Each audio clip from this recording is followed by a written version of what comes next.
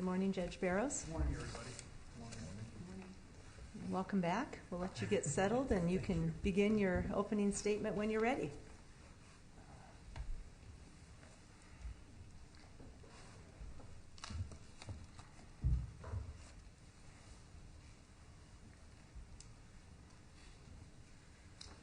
Well, good morning again.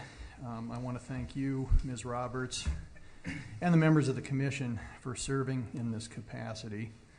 You've given considerable time and energy to this very important task. I've enjoyed getting to know all of you through this process.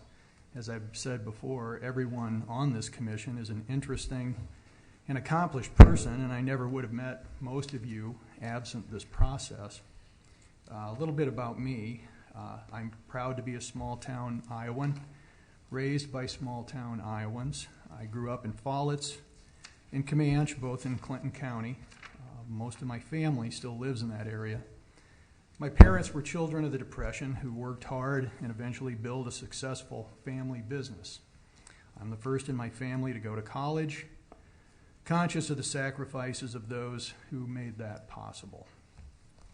All of this informs my character and fuels my work ethic. If fortunate enough to be appointed, I hope to take what I've learned to the Iowa Court of Appeals. I'm married. My wife, Karen, is an attorney for the United States Army. I have 2 children, Ellie, age 12, and Max, age 10, who are the inspiration for much of what I do and hope to accomplish. Of course, there are 2 questions most asked when one applies for this position. Why do you want the job, and how would your appointment enhance the court? And I'll try to address both of those. My reasons for applying are to deal with the important and sometimes cutting-edge issues that come before the court. As all of you know, the vast majority of cases in this state end with the ruling in the Court of Appeals. It is that court that fleshes out the law in terms of the day-to-day application of Supreme Court precedent. Indeed, there are many issues on which only the Court of Appeals has spoken, and those cases are often cited to and guide the district courts. It is, of course, the Court of Appeals that reviews the work of the district courts. It's my belief that the court needs additional members with district court experience to more effectively do so. And on a more personal level, of course, to make my family proud and to set an example for my children, showing them what is possible through hard work and determination. How would my appointment enhance the court? I have considerable experience as a litigator, appellate advocate, and judge. I have civil and criminal experience in state and federal court. I believe that the exacting standard of practice in federal court has contributed to making me a thorough and prepared jurist. I've handled cases of considerable complexity, including numerous sophisticated criminal prosecutions in the challenging environment of federal court. I do believe that the Court of Appeals could benefit from the perspective of someone with this type of criminal experience. After all, an enormous percentage of their caseload consists of direct criminal appeals and post-conviction relief actions dealing with criminal law issues. I was both the computer hacking and intellectual property coordinator and Project Safe Childhood coordinator for the Southern District of Iowa. This afforded me the opportunity to become trained in and experienced with cutting-edge issues of electronic evidence and computer forensics, including the complicated topic of privacy in the age of the internet. This training and experience would be valuable to the court as it continues to grapple with those issues. I have presided over more family law trials than I could possibly count.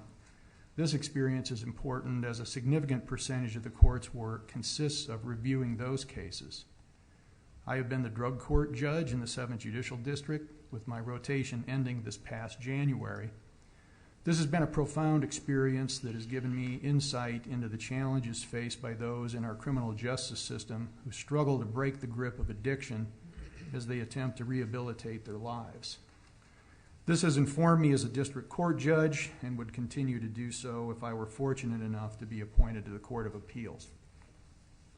My experience as a writer, appellate advocate, and judge has given me the ability to craft opinions in a useful, clear, and concise manner. I think this is tremendously important to making the court's rulings more accessible and helpful to the public, practitioners, and judges.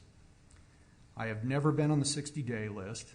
In fact, a few weeks is the longest it ever took me to produce a decision.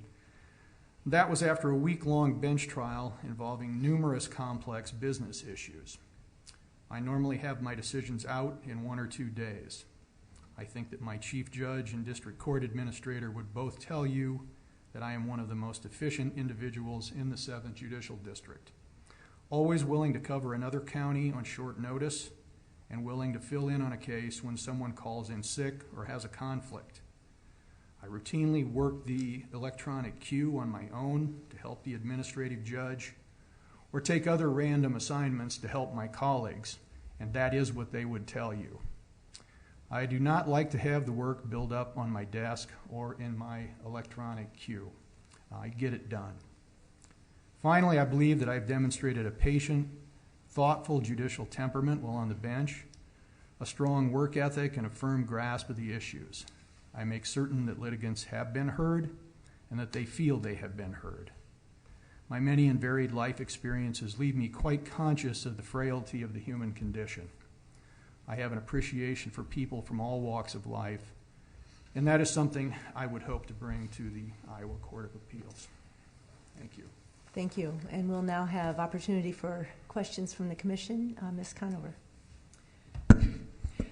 Judge Barrows, you spent a lot of your career before becoming a judge as a prosecutor in different roles. What was it that drew you to the state district court bench, having served as a prosecutor in multiple different roles?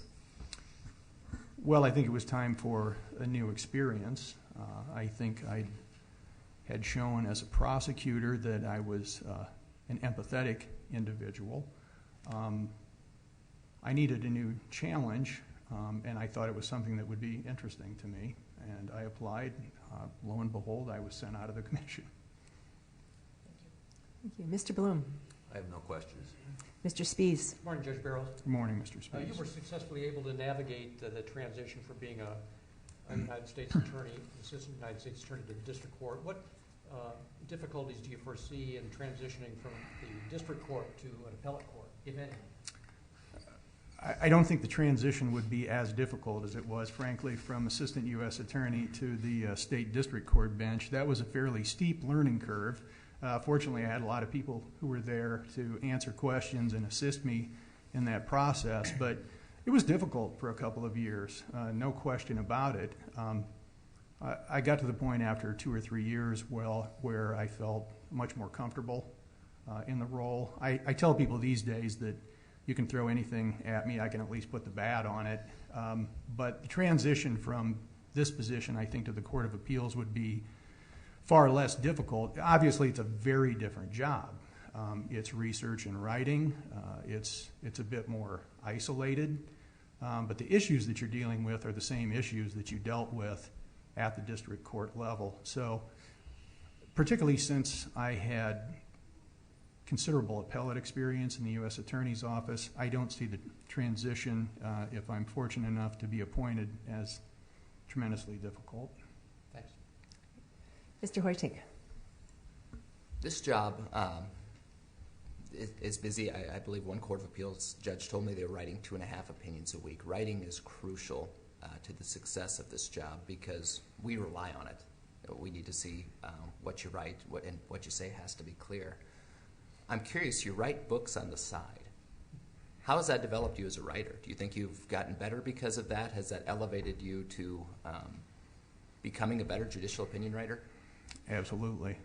I'm not sure what prompted me to take a run at writing novels. My wife was a frustrated writer, and she read something that I had written and encouraged me to give it a try. And one day I went on a rant about some topic, and she said, that sounds like a good subject for a novel. And after a couple of days, I had a 15-page outline, and I just started at it, and I've never quit.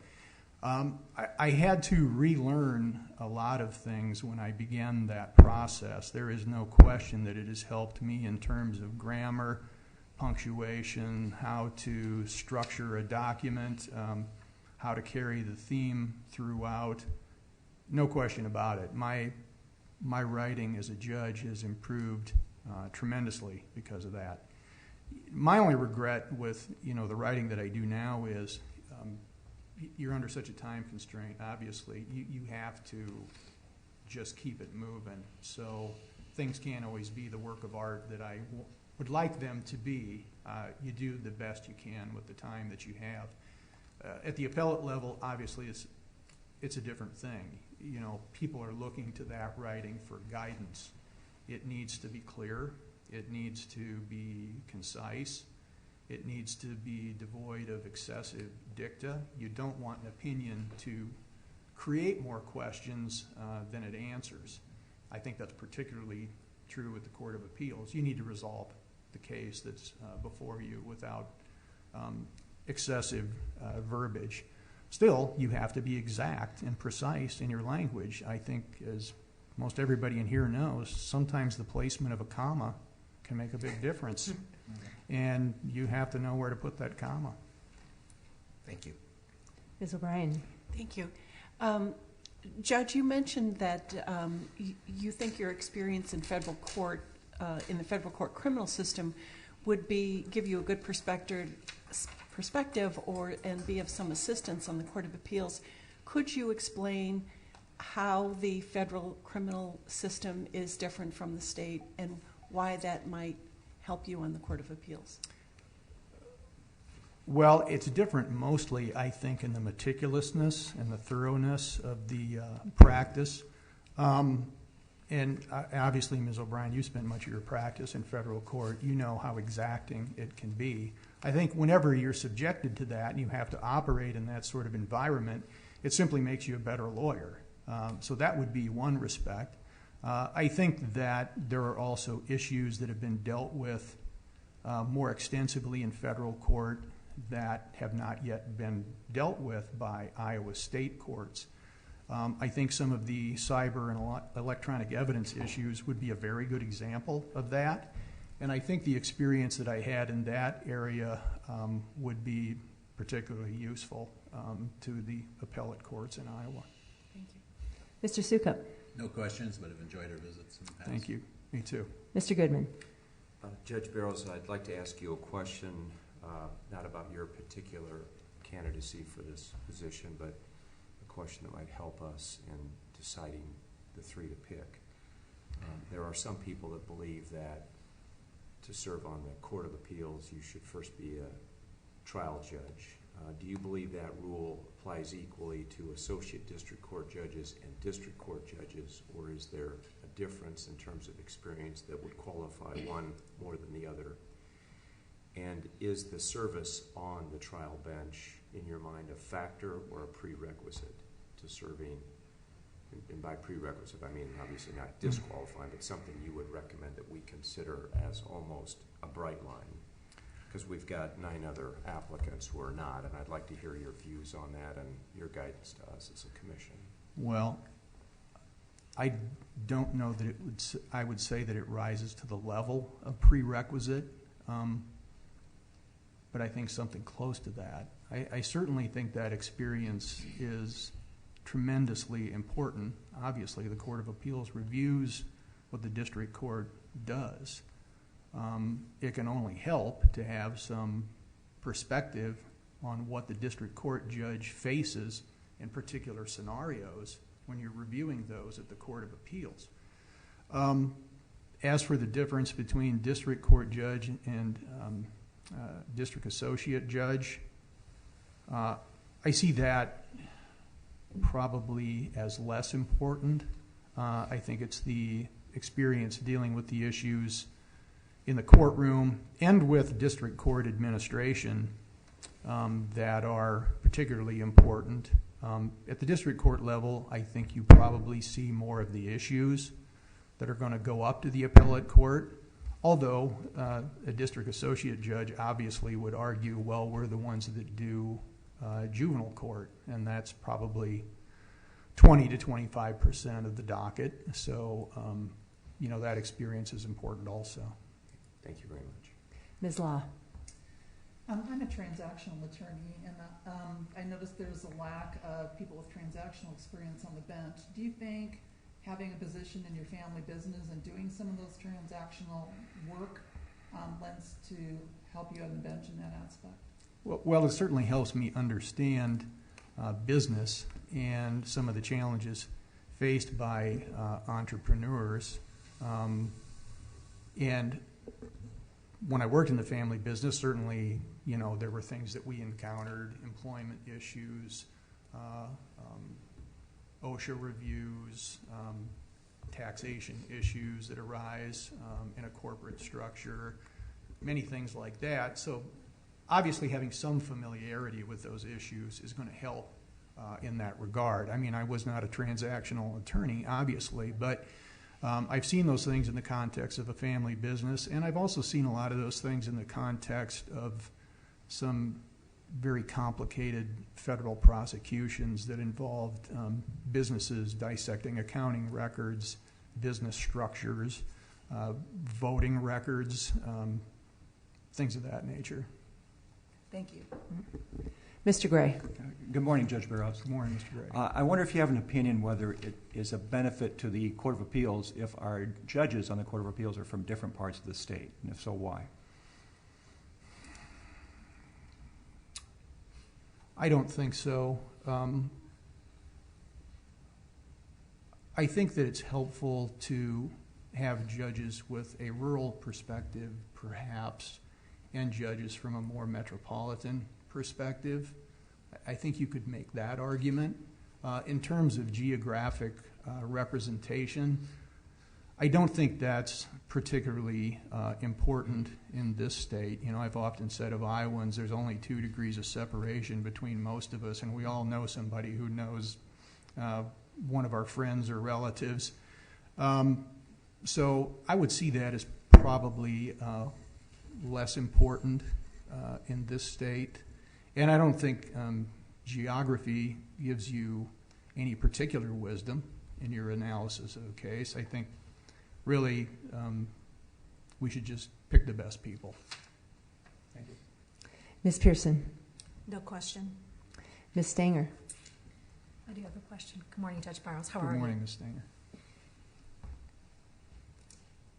While we would all like to make decisions on complete and full information and hours of research to get the issue correct, I think we all are aware that both district court judges and our Court of Appeals judges are under significant time constraints, as you referenced. How would you handle that sort of pressure at the Court of Appeals level? Because I know from our conversations you have an incredible deep way of thinking. Can you help us maybe with your perspective on how you would still manage decision making on perhaps less than complete record or less than complete time? Well, I'm just trying to hearken back on the time when I ever have had a complete record on anything. Obviously, you face those same challenges as a district court judge. You have what you have, and you have to make your decision on the basis of what's presented. Frankly, at the Court of Appeals level, I think I probably would have more information than I'm accustomed to in making those decisions. You just have to be an efficient person. I've always had a way of finding the efficiencies in any system in which I operated. I'm sure that I would be able to do that at the Court of Appeals as well. Thank you. Mr. Berger. Ms. Valentine. No questions. Mrs. Sinclair. No questions. Mr. Bevel. No questions. Mr. Horbach. No questions. All right. Well, Judge Barrows, thank you for being with us today. We all wish you well. Thank you. Nice to see everybody again. Thank you, Your Thank Honor. you, Judge.